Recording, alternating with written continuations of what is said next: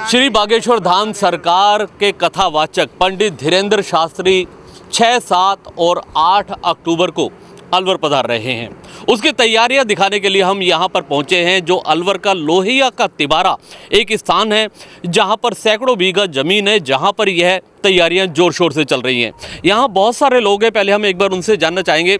Sir, व्यवस्थाओं की बात करें, किस तरीके की तैयारियाँ चल रही हैं? जिस प्रकार से प्रशासन एवं बाबा के जो प्रतिनिधि आए हुए हैं उनके अनुसार पूरी तैयारी चल रही है, उसमें किसी प्रकार की कमी नहीं होगी।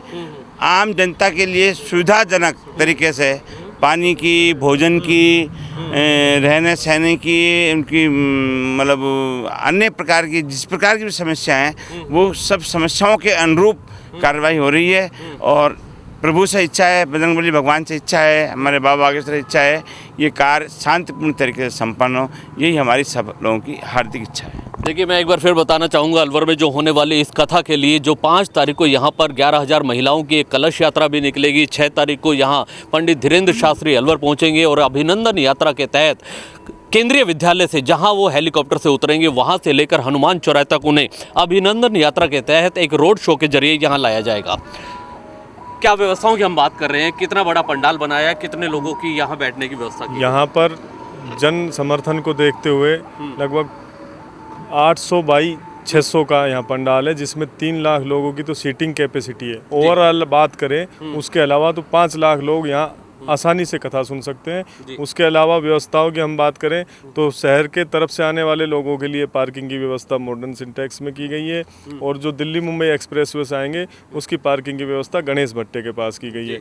ऐसे ही लगभग 500 की संख्या में महिला पुरुषों के शौचालय और मिश्रानागार बनाए गए हैं। साथ ही इस कंपनी के साथ लगती हुई सिग्नेचर सत्वा में भोजन व्यवस्था है, जिसमें प्रतिदिन लाखों लोग भोजन प्रसादी पाएंगे दोनों समय। हम कार्यक्रम के बारे में एक बार फिर जानना चाहेंगे, क्या कार्यक्रम रहेगा, किस तरीके से, कब पहुंचेंगे और क्या क्या कार्यक्रम आयोजन होंगे? कार्यक्रम की शुरुआत 5 तारीख से है। 5 अक्टूबर को प्रातः 7 बजे हैप्पी स्कूल ग्राउंड से कलश यात्रा निकलेगी, जो शहर के विभिन्न मार्गों से होती हुई शिव मंदिर परिसर कृषि उपज मंडी अग्रसेन के पास, जिसका मंगल समापन होगा। उसके बाद गुरुदेव महाराज 6 तारीख को उनकी व्यवस्थाओं के अनुरूप हमने उनको दोनों ऑप्शन दे रखे हैं, हेलीकॉप्टर से भी और by road Delhi Mumbai expressway. तो जैसी भी उनकी इच्छा होगी उसके अनुरूप उनको अलवर शहर लाया जाएगा। उसके बाद प्रशासनिक जो रोड मैप बना है इसका शोभा यात्रा का, रोड शो का, उसके तहत शोभा यात्रा निकाल कर महाराज जी 6 तारीख को साढ़े 4 बजे यहाँ हनुमंत कथा करेंगे, जो रात के 8 बजे 9 बजे तक चलेगी। उसके बाद अगले दिन 7 तारीख को यहाँ पर प्रातः 10 बजे दिव्य दरबार लगेगा, दोपहर 2 बजे तक। उसके बाद शाम को फिर 4 बजे से 8 बजे तक श्री हनुमंत कथा होगी। अगले दिन 8 तारीख को गुरुदेव की इच्छा पर सुबह सनातन धर्म पर व्याख्यान किया जाएगा। जी, देखिए, ये कार्यक्रम थे जो इन्होंने बताया 3 दिन का क्या कार्यक्रम रहने वाला है, लेकिन हम एक बार फिर चर्चा करना चाहेंगे, क्योंकि अपने आप में अलवर शहर के लिए यह बहुत बड़ा आयोजन कहा जा सकता है, क्योंकि यहाँ पर लगभग लाखों की संख्या में भीड़ जुटने वाली है। छोटी छोटी व्यवस्थाओं की अगर बात करें तो यहाँ मेडिकल की फैसिलिटीज़ के लिए इन्होंने एम्बुलेंस लगाई है। पार्किंग की व्यवस्था से यहाँ कथा स्थल तक आने के लिए इन्होंने 100 ऐसे ई रिक्शा लगाए हैं जो निःशुल्क यहाँ पर लोगों को सेवा देंगे। यहाँ जो कथा सुनने आएंगे उनके रुकने की व्यवस्था है, भोजन की व्यवस्था है, लेकिन एक सबसे बड़ी व्यवस्था होती है पानी की। पानी की व्यवस्था के लिए हम जानना चाहेंगे, आपकी संस्था द्वारा यह काम किया जा रहा है, किस तरीके की व्यवस्था रहने वाली है और कितने लोगों की व्यवस्था रहेगी? यहाँ जो लोग आने वाले हैं इस 3 दिन की कथा में, तो हमारा अनुमान है लगभग 5 लाख के लोग लगभग आएंगे यहाँ। और उसी व्यवस्था को संभालते हुए हमने अभी 6 बड़ी प्याऊओं की यहाँ व्यवस्था की है। एक प्याऊ में लगभग 50 कार्यकर्ता यहाँ रहेंगे, और उन सभी कार्यकर्ताओं को अपनी प्याऊ की व्यवस्था को देखते हुए रोटेशन से वो बदलते रहेंगे, ताकि कोई भी प्याऊ खाली नहीं रहे। और महाराज के दर्शन भी करेंगे, कथा भी सुनेंगे, और पानी की व्यवस्था भी पूरे 24 घंटे यहाँ लगातार चलेगी। इसके अतिरिक्त भी अंदर जो पंडाल में लोग रहेंगे, हमने अभी योजना बनाई है, अगर उसकी अनुमति कमेटी से मिलती है तो इस 10 स्थानों पर 1,000 लीटर की हम पानी की टंकी रखेंगे। तो किसी भी व्यक्ति को कथा सुनते हुए पानी की व्यवस्था के लिए बाहर नहीं आना पड़े, अपनी बोतल भरें और पानी के लिए वही व्यवस्था हो जाएगी। तो उस तरह से पूरा हमने सोचा कि अभी 6 प्याऊओं की व्यवस्था की है, और सभी में हमारे पास उनकी लिस्ट आ गई।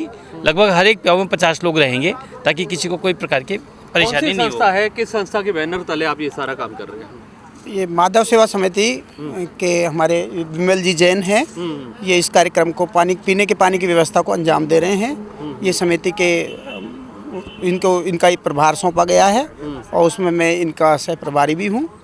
मेरा नाम रोशनलाल गुप्ता है और रिटायर्ड अध्यापक हूँ और मैं भी इस काम में लगा हुआ हूँ। देखिए, माधव सेवा समिति के ये कुछ सदस्य हैं जिनकी तरफ से यहाँ कई प्याऊ लगाई जाएंगी जो लाखों लोगों को पानी पिलाने की व्यवस्था करेंगे। रवि, एक बार फिर हम आपसे जानना चाहेंगे जो व्यवस्थाएं हैं, एक बार फिर किस तरीके का पंडाल बनाया गया है, क्या स्टेज बनाया गया है, कहाँ बाबा बैठेंगे और कितने इस तरीके की व्यवस्थाएं की गई है मंच पर? देखिए, मंच पर जो मेन मंच है उसके ऊपर एक अलग से मंच और बनाया गया है जिसपे कि महाराज श्री विराजमान होंगे।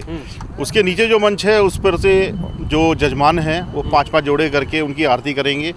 जो कथा होगी उससे पहले 5 जजमान होंगे, कथा के बाद 5 जजमान होंगे जो कि आरती में हिस्सा लेंगे। साइड में साधु महात्माओं के बैठने के लिए भी एक मंच बनाया गया है जिसमें कि जो भी सम्मानीय आदरणीय जो भी साधु संत अपने अलवर शहर या इसके आसपास के जो भी हैं, जो भी विशेष आमंत्रित हैं, उनको आमंत्रण दिया गया है। वो लोग आएंगे उनके मंच पे बैठने की, उनके मान स्वरूप सम्मान स्वरूप उनके सम्मान को ध्यान में रखते हुए मंच पे उनको बैठाया जाएगा।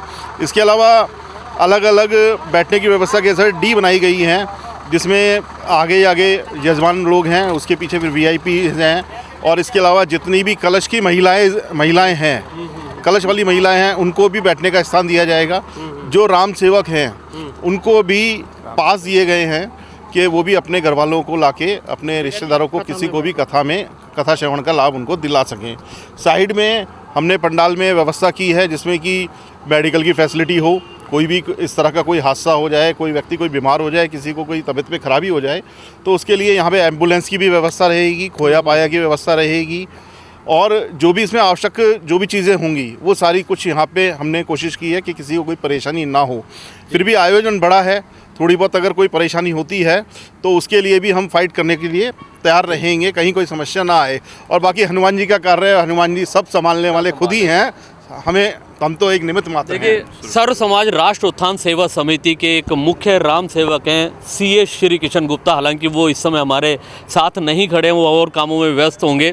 ये समिति क्या है, किस तरीके से इसकी शुरुआत हुई?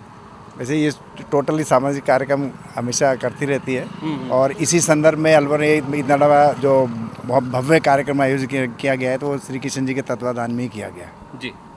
चलिए, एक बार फिर मैं आपको बता दूं, अलवर में होने वाली कथा की हम बात कर रहे थे। यहाँ जो बागेश्वर धाम सरकार के कथावाचक है धीरेन्द्र शास्त्री जी महाराज, वो अलवर 3 दिनों तक आने वाले हैं और 5 तारीख को यहाँ पर 11,000 महिलाओं की कलश यात्रा निकलने वाली है।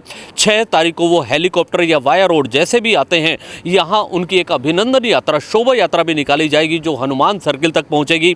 उसके बाद वो कथा स्थल पर पहुँचेंगे। यहाँ 2 दिनों तक उनके जो कार्यक्रम है उसमें उनका दरबार भी लगने वाला है जिसमें पर्ची निकलती है। जैसा अगर आप लोगों ने देखा भी होगा, पर्ची एक कार्यक्रम, बड़ा कार्यक्रम होता है जिसमें लाखों लोग जुड़ते हैं और उसके साथ ही हनुमान कथा का भी आयोजन होगा। कैमरामैन दिलीप के साथ जुगल गांधी, अलवर। बोलो बागेश्वर सरकार की जय, बोलो सन्यासी बाबा की जय, बोलो हनुमान जी महाराज की जय, बोलो बालाजी महाराज की जय। पंडित धीरेन्द्र शास्त्री अलवर पहुंचेंगे। अलवर पहुंचने के बाद में एक रोड शो अभिनंदन यात्रा के तहत वह कथा स्थल तक पहुंचेंगे। यहाँ पर मंच के पीछे उनके लिए एक रेस्ट हाउस कह सकते हैं बनाया हुआ है, हम आपको वो दिखाना चाह रहे हैं। आप यहाँ देखेंगे, यहाँ महाराज जी और कुछ विशेष आमंत्रित लोग होंगे जिनके साथ में यहाँ महाराज बैठेंगे और यहाँ रेस्ट करेंगे। यह एयर कंडीशन, यह डोम रहने वाला है। यहाँ रेस्ट करने के बाद में उसके बाद महाराज श्री यहाँ से मंच पर जाएंगे। मंच पे जाने के बाद में उनका जो कार्यक्रम रहेगा, तय कार्यक्रम के अनुसार वो यहाँ पर अपना दिव्य दरबार लगाएंगे और हनुमान कथा का वाचन करेंगे।